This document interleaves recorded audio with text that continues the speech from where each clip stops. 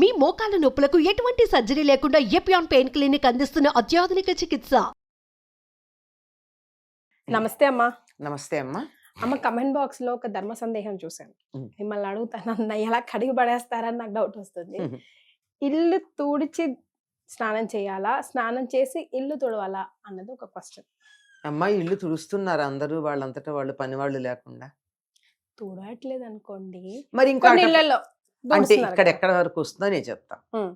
పని వాళ్ళు లేకుండా వీళ్ళే ఇల్లు తుడుస్తున్నారు అన్నది మొదటి మాట. ఒకవేళ పని వాళ్ళు ఉన్నా చాలా మంది ఇప్పటికి కూడా చాలా మంది దేవుడి గది అవి వాళ్ళే చుమ్ముకుంటారు. వంటగది కాకపోయినా దేవుడి గది వరకు వాళ్ళే శుభ్రం చేసుకుంటారు. వంటగది కూడా మేము దేవుడికి నైవేద్యం పెడతాం గనక మేమే శుభ్రం చేసుకుంటాం, పని వాళ్ళు రావడం దేనికని చేసుకునే వాళ్ళు ఉన్నారు. వీళ్ళ అంటే మనం వెలిగించాం కదమ్మా, అసలు స్టవ్ కూడా ఆన్ చేయం కదా, తుడబందే. ఎందుకు ఆన్ చేయరమ్మా? కాఫీలు టీలు తాగు కదా చేసుకుంటాం పనులన్నీ. వంటకైతే చెయ్యం గాని కాఫీకి పెట్టుకుంటాంగా, పెట్టుకోరా?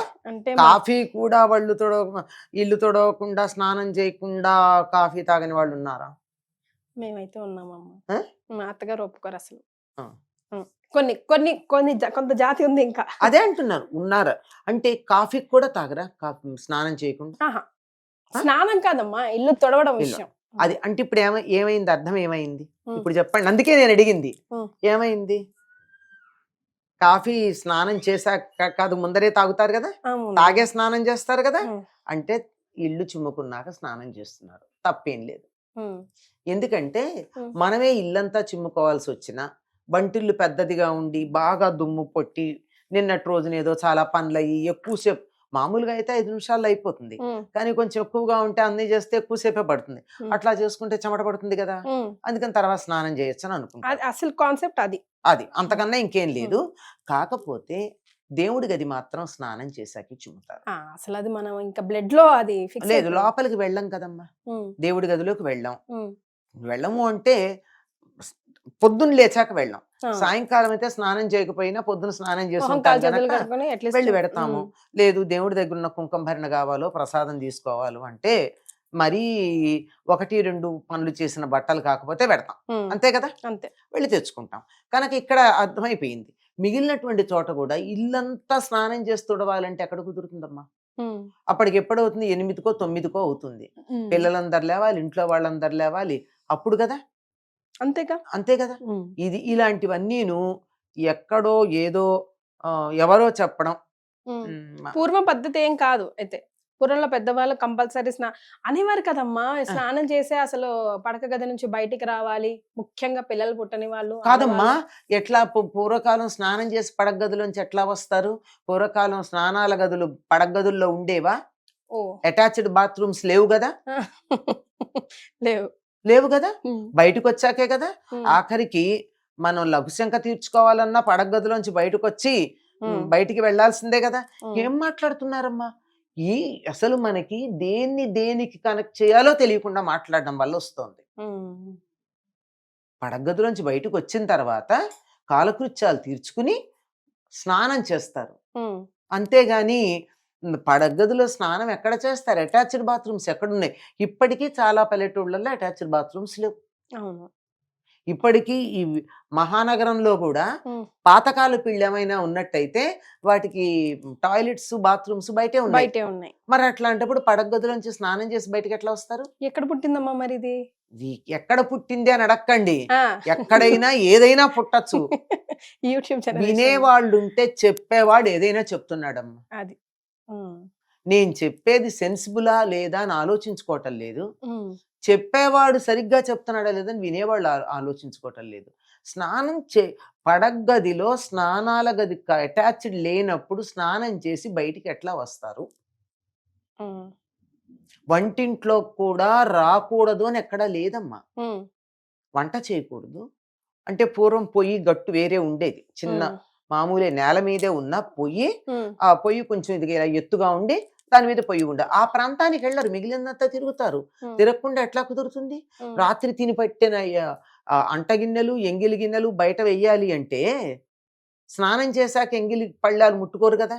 మరి కొంచెం ఎవరికి వాళ్ళు ఎవరో చెప్పారని కాదు, మన అనుకూలం, మన సౌకర్యం, మన మనసు చెప్పింది వీటన్నిటిని కూడా చేసుకోవాలి. ఉమ్, ఇవన్నీ చేశాక స్నానం చెయ్యండి. ఉమ్, లేదు నాకు స్నానం చేస్తే గాని వంటిల్లు చిమ్మవటానికి వీలు లేదు అని ఎవరికైనా మనసులో ఉంటే ముందు రోజు రాత్రి అన్నీ బయట పెట్టేసుకోండి. మరి ఎవరికి వాళ్ళు వాళ్ళకున్న సౌకర్యాన్ని బట్టి వాళ్ళకున్నటువంటి వీలుని బట్టి ఏర్పాట్లు చేసుకోవాలి. ఉమ్, ఎవరో ఏదో చెప్పారని ఎట్లా కుదురుతుంది? వాళ్ళు ఎవరో ఆగ్నేయంలో ఇది పెట్టుకోవాలి, స్టవ్ పెట్టుకోవాలి అని చెప్పారట. ఉమ్, ఫ్లాట్లో ఆగ్నేయంలో వాళ్ళకి సింహద్వారం ఉంది. ఆయన క్లోజ్ చేసి బాత్రూమ్ క్లోజ్ చేసి బాత్రూమ్ తలుపు తెరిపించి బాత్రూమ్ని ఫ్లాట్ చేసి అట్నుంచి ఎంట్రన్స్ పెట్టుకున్నాడు ఫ్లాట్లో. ఇట్లాంటివి వెర్రి పనులు చెయ్యడం కన్నా సౌకర్యం చూసుకోండి. ఎందుకు చెప్తారు అంటే ఉమ్, సాధారణంగా చీపురుతో ఇళ్ళు చిమ్ముతాం, చెత్త తీస్తాం గనక చీపురు ముట్టుకుంటే చేయగడుక్కోమంటారు. ఉమ్, చేయగడుక్కోమంటే స్నానం చేయమనా? మరి కాదు కదా. పైగా చీపురికి ఇంకో పేరుంది, ఉమ్, శ్రీ మహాలక్ష్మి అంటారు. అవునమ్మా. చీపురిని కాలుతో తన్నకూడదు, ఎడం చేత్తో తీయకూడదు, చాలా జాగ్రత్తగా చూసుకోవాలి. ఉమ్, మరి అంత శ్రీ మహాలక్ష్మి లాగా చేసేటటువంటి చీపురిని ముట్టుకుంటే ఉమ్. పనికిరాదని ఎలా అంటాం? అదే కదా ఆ? ప్రశ్న, అదే కదా. శ్రీ అది. మహాలక్ష్మిని స్నానం చేయకుండా ఎలా ముట్టుకుంటావు? ఆ, రాత్రి wife and husband private time తర్వాత స్నానం చేయకుండా వచ్చి ఎలా ముట్టుకుంటావు? అక్కడే కదా క్వశ్చన్ వస్తుంది. అదా ప్రశ్న. ఆ. అట్లా ఏం లేదు. మరి చిన్నపిల్లలు దేవుడితో సమానం. పిల్లలు ఏడిస్తే ఎత్తుకోవడం మానేస్తున్నారా ఏమ్మా? మరే అసలు ఎక్కడా కూడా చెప్పినటువంటి దాన్ని ఎక్కడికి ఆపాలి, ఎక్కడ తీసుకోవాలి అనేటటువంటి దాన్ని లేకుండా అయిపోయింది. హాయిగా సౌకర్యాన్ని బట్టి ఉమ్, మీకున్న వీలు బట్టి ఉమ్, చక్కగా స్నానం చేసైనా ఇల్లు చిమ్ముకోండి. ఇల్లు చిమ్ముకున్నాక చెమట పడుతుంది, మళ్ళీ కాళ్ళు చేతులు మొహాలు అన్నీ చచ్చినట్టు బాగా కడుక్కోండి. అవును. మరి దేవుడి గదిలో దీపం వెలిగించాలంటే మరి అప్పుడు శుభ్రంగా ఉండాల్సిందే కదా. శుభ్రంగా ఉండాలి కదా. ఇది చెయ్యండి. లేదంటే హాయిగా అన్నీ చేసుకుని స్నానం చేయండి, అది. తప్పలేదు. ఇంకో సంగతి చెప్తాను. ఇంతకు ముందు కూడా చెప్పాను మన దగ్గరే. భార్యాభర్తలు మీరన్నారే ప్రైవేట్ టైం అయిన తర్వాత ఆడవాళ్ళు స్నానం చేయాల్సిన పని లేదు, లేదు. మగవాళ్ళు చేసి తీరాలి. శాస్త్రం చెప్పిన మాట చెప్తున్నా.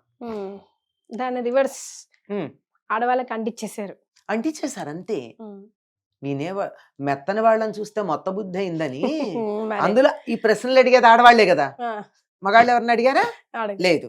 ఇలాంటి పిచ్చి ప్రశ్నలు అడిగేది ఆడప్పలే గనక వీళ్ళకే అన్ని అంటిస్తారు. జాగ్రత్తగా ఉండండి, పిచ్చి ప్రశ్నలు అడగకండి, చక్కగా ఉండండి, హాయిగా ఉండండి. అమ్మ మన పురాణాల స్టోరీలే ఒక్కొక్కటి మహాబాగా చెప్పారు. ఇప్పుడు పోలి కథ మీరు మహా అద్భుతంగా చెప్పారు. అందులో కూడా ఏముందమ్మా, భావనే కదా. ఏది లేకపోయినా ఎంత ప్రేమగా చేసింది అన్నదే ముఖ్యం. ఏ పనిలో అయినా అదే కదా. అదొక్కటి గుర్తుంచుకున్నా చాలు కదమ్మా.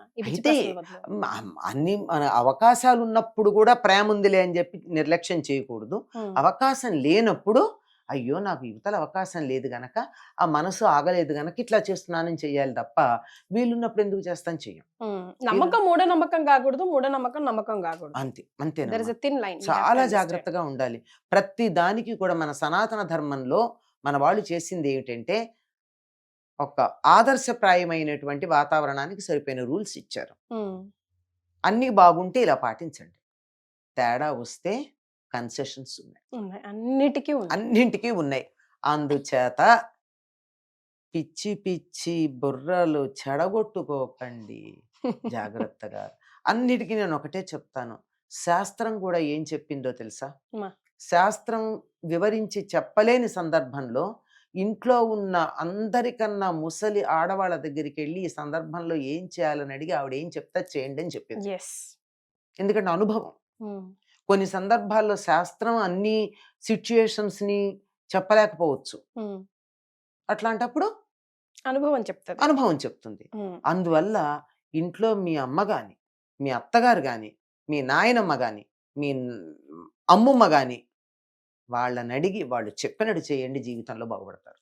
సూపర్ అమ్మా. On this note thank you so much.